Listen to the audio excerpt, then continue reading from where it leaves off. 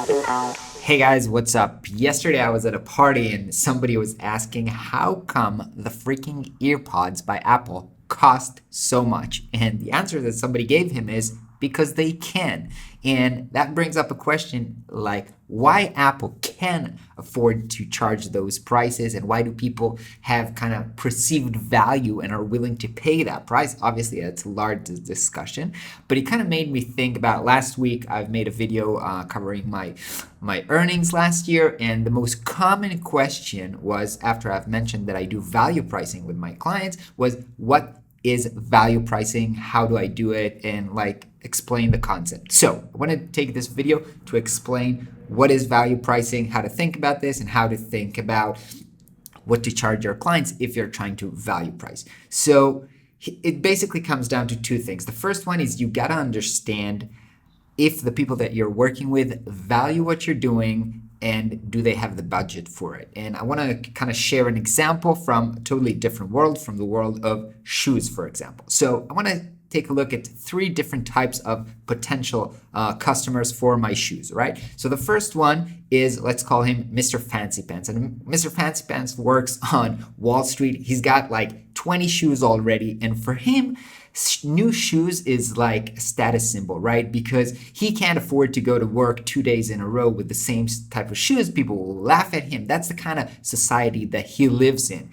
Moreover, he wants to buy like new shoes all the time and expensive shoes because, again, it helps him build status for him. He likes it. He's actually a collector, or he's really passionate about this. So for this specific guy, the value in buying new shoes is very, very high. He's looking to it.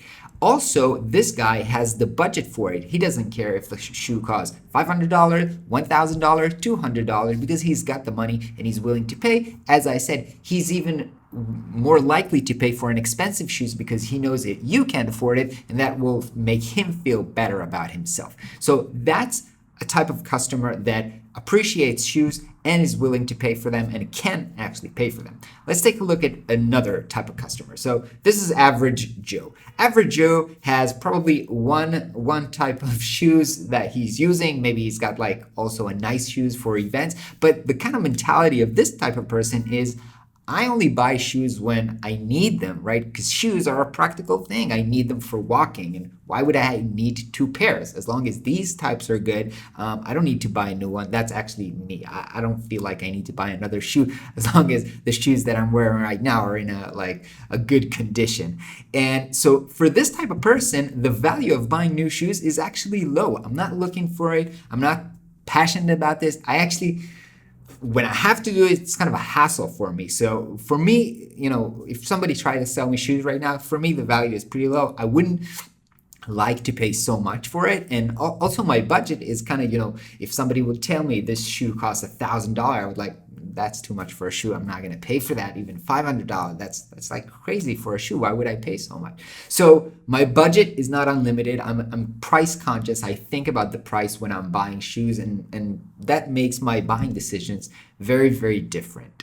All right, and the third type of customer is, let's call him Lil Zane. And Lil Zane is a little kid from Africa who never had shoes in his life. And so for him, shoes are actually a crazy thing. They actually protect his leg. He's not going to be injured. He's going to be able to walk around on little stones. And nobody else in his village has shoes. So when he's got shoes, that's like a crazy thing. He's like the king of the village. So obviously for him, the value in shoes is super, super high. But what's his budget? His budget is actually zero. So it doesn't matter if he really, really values your shoes. He can't afford to buy fancy shoes or just normal shoes. He can't afford it. So it doesn't even matter. Now, take this back to your business. I'm doing design services, and I think a lot of customers come to me, and I kind of obviously want to work with who, let's call Mr. Fancy Pants, people who really value my services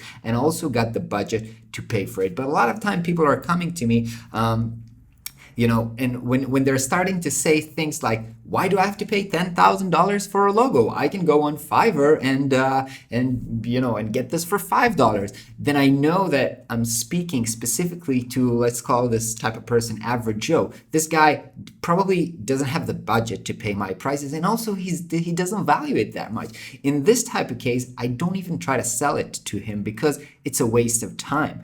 But sometimes people come to me and they really value what I do. Okay, I work a lot with startups, right? But there are different types of startups. Some startups are funded, so they got like $5 million laying in the bank that they just raised, and now they're looking to use that money to best invest it in things that can drive them forward. So they've got the budget. But other startups are like bootstrapped, or it doesn't have any money at all, and so they can come to me and say, oh, we really want a great design, but we can't pay anything for it. So in that case, just like Lil Zane, it doesn't matter that they really, really value my work. If they can't pay for it, they can't be a good client for me. So the first step in value pricing is actually realizing that you're working with the right customers. If you're trying to work with customers who don't value what you do, or don't have the budget to pay high prices or the prices that you want to go for, then you're headed in a place of a lot of misery, and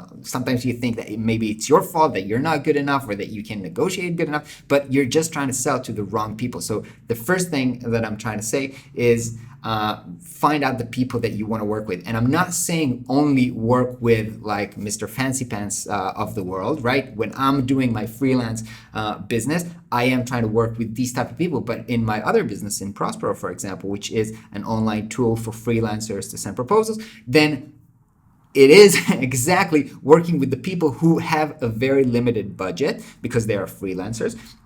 But I still want to serve them, and I still want to build a business model that can be profitable while serving them. So it doesn't mean that you can only sell to people with a lot of money. You can find different business models, but you have to understand who you're selling to and what you're actually able to sell to them. So that's the first part in value pricing. Understand why people value your work and that they can afford for it. So again, let's take me for example. When the value that I provide the clients that I work with is two. The first one is speed, and I think that people don't really realize how important it is to people. So as I said, I'm working with startups, and startups by their nature have very, very limited time because they've raised money and the money now is running out and they're not making money. So they have what's called a runway. They're going to close down the startups in 2 years unless they succeed. So they are really, really tight on time.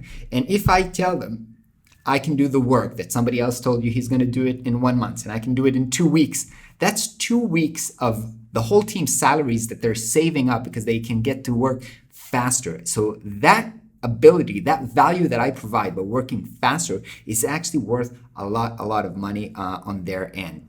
So that's one example. Now, all right, let's say that you found the customers who value what you're doing and who has the budget for it. Now, how do I know what to charge them? How should I charge them? $5,000, $10,000, $20,000? What is the right price? So in this type of question, you have to understand a concept that's called anchoring. And anchoring, what anchoring actually means is that you're always, when you are dealing with questions that you're not sure about, for example, how much something should cost, you're always comparing this to things that you already know what they cost. So let me give you another example. Let's say that the hard drive of my MacBook just crashed, right? So I go to the repair shop and they're telling me like for $500 we can replace your hard drive. So how should I know if $500 is a lot or is a great deal? I don't know because I don't really understand in MacBook repair or whatever. So let's say that I do know that I can buy on Amazon or whatever a hard drive in like $300 and I can replace it myself. So in this case, the comparison that I'm doing in my head is, should I pay $300 on Amazon and do that myself, or pay extra of $200 and have a professional do it for me? So that's the comparison that I'm doing. But I might also have a different thing to compare to. For example, I might think to myself, $500 for $1,000, I can buy a new computer. So it's just adding $500 and I'll have a new MacBook because this one is 3 years old. And so In one comparison, the price looks great deal, and the other one, the price doesn't look like a great deal. So it's always important what your clients are comparing your price to. And if you're a good salesman, if you can negotiate and if you can sell yourself and send a great proposal, then you know how to anchor your price to the right thing. So, for example, one thing that you can anchor your price to is sales. This is a really easy example. I know that I'm going to build them a website, and this website is going to increase their sale by, I don't know what, $2 million per year. So actually the work that I'm doing for them is actually worth $2 million. So obviously if I'm going to charge $50,000 for them compared to $2 million, it's obviously a great deal for them. And so I can communicate that through my proposal and through my talking to them, telling them that our goal of this project is to create a website that generates $2 million per month, and always have that kind of anchored in their mind so they can compare my price to the goal of what's going to happen. And so my price will look very reasonable. As I told you before, one of my core values is that I work really fast. And so by anchoring my proposal to the time that I can save them to, and now they're thinking, okay, I know I'm paying my developer $10,000 a month. I have 3 developers. That's $30,000 per month only on developers, and they're sitting waiting for the design. So if I wait 1 month, that costs me $30,000. If he can make it in 2 weeks, I save $15,000. They're making this calculation in their head, and I can help them do this, and that helps to anchor my price. So that's basically how you think about this. Obviously, it's not as easy. Sometimes you have to be creative with how you're going to anchor your price. It's a little bit more art than science, figuring out. It also takes some research and getting to know who the company is, what their goal is, what their budget is. Sometimes, by the way, it's as simple as asking, what's your budget? But a lot of time it takes a little bit more effort than that. But that's the basic premise of value pricing. If you want to deeper into that, the nuSchool, we had a class called the pricing class, which is totally about that. It's 2 hours, me and Lior, my partner, talking only about how to negotiate, how to do the pricing, anchoring, and all of that stuff. It costs $300, so it might not be for everyone, but I will link it below if you want to really deep into that. Everybody who took it is told us it's great and it's a game changer, so you might want to check that out. If not, it's totally cool, and I'll keep sharing my knowledge here on this YouTube with you guys. I think that wraps everything for today. I hope you have a great new year and that you celebrate yesterday. I just went to bed because that's how I roll. Have a great day, and I'll catch you tomorrow.